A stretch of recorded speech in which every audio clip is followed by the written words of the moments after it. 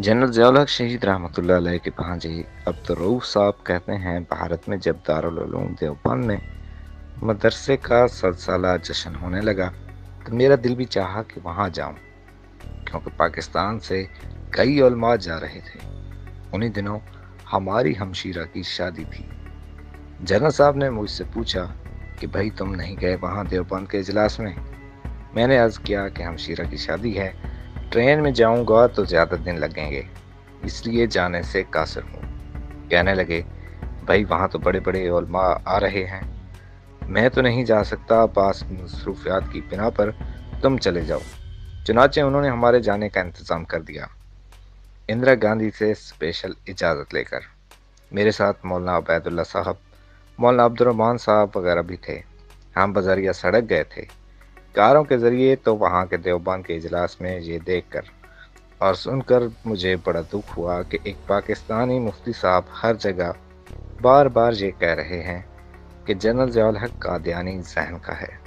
ये बात उन्होंने कई जगह कही और बार बार कही। मुझे गुस्सा तो बड़ा आया, लेकिन एहतराम माने था। मैंने खामोशी से तरदीद की।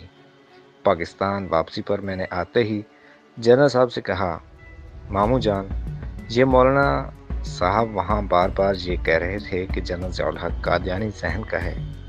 मेरी बात सुनकर मामू कहने लगे, भाई वो मुफ्ती हैं, इतने बड़े आलिम दीन हैं, उनके बारे में हम फिर भी ज़ुबान नहीं खोलेंगे। मैंने ये भी कहा कि मामू जान, मौलाना साहब तो मेरे साथ गाड़ी में भी नहीं बैठ रहे थे कि ये जनरल ज़ियाउल हक का भांजा है, और जनरल ज़ियाउल हक चूँकि कादियानी जहन का मालिक है, इसलिए मैं इसके साथ हरगिज़ नहीं बैठूंगा।